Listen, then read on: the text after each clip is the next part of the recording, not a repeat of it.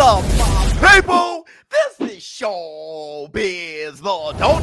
All right, man, look, let's throw the hook. Today, we will be discussing Teofimo Lopez turning down Lomachenko. Is he a duck? King Ryan Garcia, he's saying that Gervonta Tank Davis obviously doesn't want to fight him. He's a duck. And we will be discussing the 60-40 split with Crawford and Showtime Sean Porter here on Throw the Hook.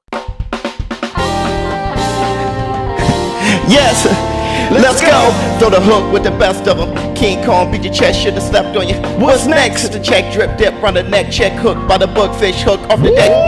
ShowBizz. Throw the hook. Shouldn't have slept on you. Yeah.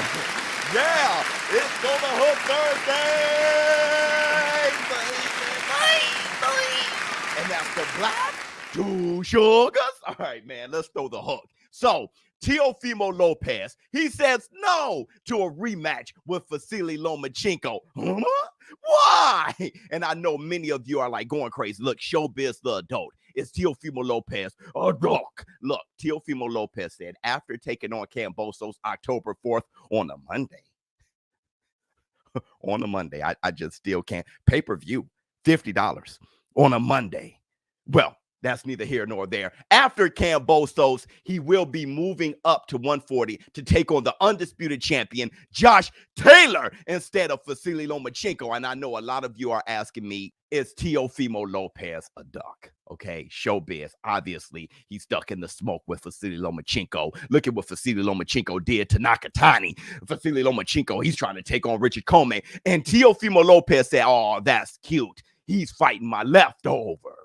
So what do I think? Do I think Teofimo Lopez is ducking Vasily Lomachenko? I'm going to tell you what I think. If I think he is, I can't say it. Hell no, I can't say it. That'd be madly inconsistent. You want to know why? Because I have famously said time and time again that there's no way that Lomachenko is ducking Devin the Dream Haney. It's mandatory. Why? Because instead of fighting Devin the Dream Haney, he's going for undisputed. Well, undisputed at the time. It's not even undisputed. But he held the WBC title, and he was going for the rest of the titles to be unified against Teofimo Lopez, another young undefeated fighter. An undefeated fighter who took on Richard Coleman, who beat Nakatani, knocked out Richard Coleman. So I said, there's no way. How the hell would you call that a duck? Him not fighting Devin Haney to take on Teofimo Lopez to be unified or undisputed or whatever you guys are thinking. So if Teofimo Lopez isn't having a rematch with Lomachenko and chooses to go up a weight class against a 140-pound undisputed Josh Taylor so he can go for being two-time unified champion, first time undisputed, how the hell am I going to call Teofimo Lopez a duck if Lomachenko was a duck and Devin the Dream Haney? It's a Tyson Bell. I got to be fair, okay? To be fair, no. Teofimo Lopez, if he moves up to 140 to take on Josh Taylor for undisputed, then no. In my book, no. He's not ducking Vasily Lomachenko. And to be consistent, I don't think Vasily Lomachenko, once again, I don't think he ducked Devin the Dream Haney, which the Dream. What a wonderful nickname. The Dream. The Dream. He really went for like top nicknames. The Dream? There's only a handful of dreams. Two dreams. Really, there's only one dream. Okay. Really, let's be clear. There's only one dream. And that's the Reverend Martin Luther King's dream. Huh? Devin Haney, you went for a top dream. Okay, at number two, way number two, is the Dream Hakeem Olajuwon. And now Devin the Dream Haney, which the Dream is a perfect description of your career. When I think of Devin the Dream Haney's career, it's pretty much a dream. It's definitely not filled with tangible fights that I've seen. It's fantasy matchups. Hey, I wonder what would happen if Devin Haney took on Ryan Garcia. Wow, that was one hell of a dream. Devin Haney versus Gervonta Tank Davis. Whoa, what a dream. Devin Haney versus Lomachenko. And look, that is not Devin Haney's fault. Nobody's trying to fight Devin Haney. Devin Haney is one of those very high risk, low reward fighters. And he's holding a WBC title, which Ryan Garcia said, you know, hey, I don't want that title. I want Gervonta Tank Davis. Or does he? Listen to what Ryan Garcia just said. I do beat Davis. I do. But he's not going to fight anybody outside of Mayweather Promotions, is what Floyd said. So you guys got to stop commenting that Gervonta is just never going to fight. I don't think anybody that you really want him to fight. So let's just kill that right now. Floyd gave that away. Doesn't want to fight. Never did want to fight anybody tough, but it's just not in his nature, I guess. Really? I mean, is it just me, or do you feel that most of his huge Instagram following is just mostly teenage girls?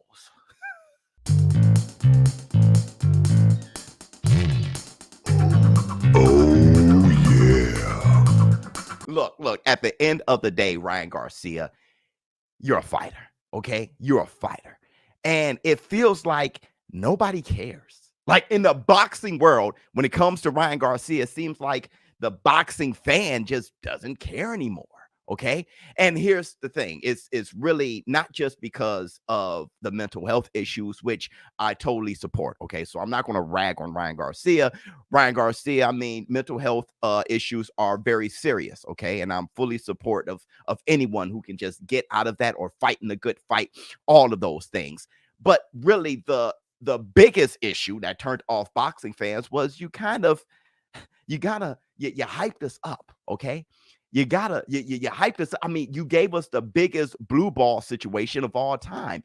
You sitting there on hot boxing with Iron Mike Tyson, calling out Gervonta Tank Davis, saying that you're going to knock him out in 2. After your fight with Luke Campbell, we want Tank. We want Tank. You remember that? I mean, we were all excited. And then Gervonta Tank Davis, he responds, right? He's interested. All over Twitter, he wants to smoke. But then you just sidetracked us and you say, hey, look, I'd rather take on Manny Pacquiao at a catch weight, an exhibition bout. It's like, huh? And then that fight doesn't even materialize, or that exhibition doesn't even materialize. I mean, really, it was a huge letdown for Ryan Garcia fans, for boxing fans, for Gervonta Tank Davis fans, and quite frankly, Manny Pacquiao fans. Manny Pacquiao fans didn't want an exhibition with Ryan Garcia. And Manny Pacquiao, he actually did the right thing in response. Well, he got his WBA title stripped, okay? And those whispers didn't help.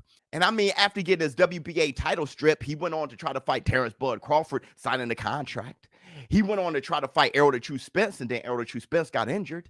And then he went on to take on a very dangerous southpaw, Yordenis Ugas, that he wasn't prepared for, and he lost that. It's the huge snowball slap in the face to everybody, and a lot of people are blaming you, Ryan Garcia. So here's how you fix it. Just get your ass back in the ring. And that's the Black Two Sugars.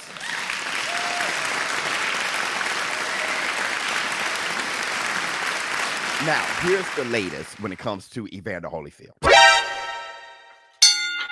I know you guys want to hear the latest when it comes to Evander, the real deal Holyfield, but here's the thing. Florida, the boxing commission in Florida, they have suspended Evander, the real deal Holyfield, for 30 days after taking on Vitor Belfort because, of the knockout. That's kind of standard. They suspend you for 30 days, make sure you're okay. And then, you're able to make whatever decision you want to make afterwards as a fighter. And I'm going to say this. Suspend him to see if he's okay, to make sure that he's fine, so he could make a decision. Look at here. He should have never been given the right to fight in the first place.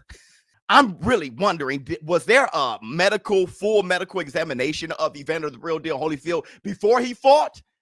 I really want to challenge that because the turnaround was something else. This guy is knocking on 60 years old. Oscar De La Hoya, he's out because of COVID, and he's doing fine now, thank goodness. But they replaced Oscar De La Hoya with Evander the Real Deal Holyfield, who hasn't fought in forever, knocking on 60 years old. Is he even okay to even fight? 30-day suspension, Evander Holyfield. You shouldn't fight at all. Never again. Sit your old ass down. And I'm sorry for calling you old, but you're not an old man. You're a young man, but you're an old fighter. Okay? Here, this is what Evander the Real Deal Holyfield had to say, because he's definitely not talking about giving up. Do you want to do this again, Evander? Did it, I go in again with him, and I'll show him. Holyfield is over. I love you like a play cousin. You're my favorite heavyweight of all time. It's over, Holyfield. And you know it's over when you start having hearing loss. A tough night at the office, but how did you feel about being in there? Say what? Come again? What'd you say? I know all about it, Holyfield. Okay? You're getting up there. All right, listen, Holyfield, you look great. You in fantastic shape, but I promise you, okay, when we looked at that fight with you and Vitor Belfort, we were reminded why everyone was concerned about older or retired fighters getting back in the ring in the first place. All right? When we saw that, we said, oh, yes, these people are human. All of these warriors, all of these legends, all of these icons, they are human. And now, I mean, you kind of like sucked the air out of the whole thing, your performance against Vitor Belfort. So listen, the Legends Only League and Iron Mike Tyson, all those things, we still excited about those things, okay? But Evander Holyfield, that after that performance, I think you should call it. So, we just heard the news. It's just been announced that Julian Williams, J-Rock, will be on the undercard for the Deontay the Bronze Bomber Wilder versus Tyson Gypsy King Fury 3 fight. And it's also been announced that Dillian White will be taking on Otto Wallin October 30th. Hit the Tyson bell. That is just a fantastic fight. And I'm gonna tell you this, it's also been announced the results of the fight. Yes, already the results have already been announced. Dillian White will be knocked out by Otto Wallin, and they will have a rematch, and Dillian White will go on to avenge himself and beat Otto Wallin. Thank you very much. Good night. No. All jokes aside, Dillian White, he is very good at getting wobbled, getting dropped, getting knocked out, and coming back like some kind of demon out of hell. Okay, Dillian White is one of those guys that you just never surprise. Oscar Rivas dropped him. We all know what AJ did to him. We saw what Povetkin did to him. I mean, that is what Dillian White does. Okay, he gets rocked, he gets dropped. Even me last week, even I dropped White. Okay, I dropped White, and then I picked up Eli Mitchell. Because look, Eli Mitchell is going to get all of the touches now that Mostert, running back for the San Francisco 49ers, is out for the year. Okay, so even I dropped White. Hit the Tyson bell. So Dillian White versus Otto Wallin, October 30th. I'm very excited about that. He always got to get it out the mud. And whatever happens with Tyson Fury and Deontay Wilder, if Dillian White gets past Otto Wallin, you know he's going to be like, look, please, Mauricio Suleiman with the WBC, can I please get an opportunity to take on the champion now? Can I please now? Dillian White has been sitting there waiting his turn for so long. I'm not sure how fair that is, but now Dillian White has to take on a dangerous Otto Wallin October 30th. We'll see. But like I said, if you want to take on the champion, you always got to face the like opponents. Now, we saw Tyson Fury struggle with Otto Wallin. If Dillian White gets Otto Wallin out of there in sensational fashion, he has an argument. So, Jaime Munguia, we just learned that Jaime Munguia will not be fighting Sergey Derevchenko next. He will be fighting Rosado next. And then if he gets past Rosado, he's going to take on Sergey Derevchenko. If he gets past him, he's going to be the mandatory for Jamal Charlo next. So, I hear that Bob Arum, he fronted $10 million for that Terrence Bud Crawford versus Showtime Sean Porter fight. Huh? $10 million all out of the pockets of Bob Arum. Is that real? Is that real? I need somebody to confirm that. If so, they split it 60-40. Terrence Crawford getting 60, Porter getting 40. Terrence Crawford is going to get $6 million if y'all don't know the math. I'm sorry, but still have to do this. Okay, it's my job. Terrence Bud Crawford will be receiving $6 million plus incentives, and Showtime Sean Porter will be getting a whopping $4 million.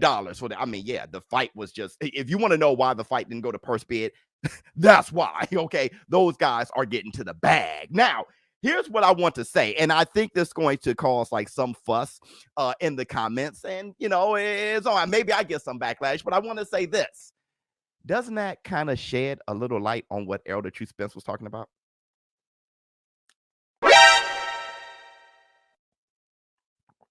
Oh, yeah. Oh, yeah. 60-40.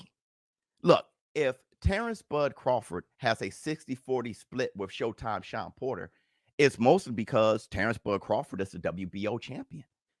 That's right. He's the WBO champion. So when you kind of think of the whole negotiations or the over-the-phone negotiations or the soft negotiations of Errol the Truth Spence and Terrence Bud Crawford, when Errol Spence says 60-40, that doesn't sound that bad, does it? For all of you Terrence Bud Crawford fans out there, when Errol Spence said, look, I should get the lion's share. I got 2 belts, you got 1. I'm a pay-per-view star you haven't proven to be. 60-40 makes all the sense in the world if 60-40 makes sense for Terrence Crawford versus Showtime Sean Porter, right? Right? Right? Hit the Tyson bell. You gotta agree with me on that. But here's the thing. I mean, that is void now, because if Terrence Bud Crawford beats Showtime Sean Porter, then Terrence Bud Crawford versus Errol Spence should be 50-50. Hit the Tyson bell. Now it should be 50-50. Errol the Truth Spence, he's injured with an eye. He'll be out for like, you know, for, I mean, maybe even until end of year. That makes like 2 years since he's been right. He fought Danny Garcia. Since before then, he had, you know, the accident. And, you know, this guy is really dodging bullets, Errol Spence. Somebody is really looking out for him. And really, he's blessed. So that's fantastic. But that's a huge gap being out the ring. Meanwhile, Terrence Bud Crawford knocking out Kell Brook, fighting Showtime Sean Porter. If he beats Showtime Sean Porter, especially if he does it in a fantastic fashion, then yeah, I think the fight would be 50-50. So all of that talk about 60-40, 70-30, 80-20, all of that is kind of void, even though I think Errol Spence had the right mindset then. Okay, now it's kind of null. Okay, Terrence Bud Crawford taking on Showtime Sean Porter. Mega fight. I mean, it was the fight with Errol Spence versus Showtime Sean Porter that really kind of solidified him, like stamped him as a pay-per-view star, right? So if Terrence Crawford does the same thing, then hell, that fight is 50-50, okay? So it's going to be a stronger argument now. That whole thing in the past, it's the past, bro. So that's our show. Thanks for throwing the hook with the biz. ShowBizz adults. I'm out. Yes, let's go. Throw the hook with the best of them.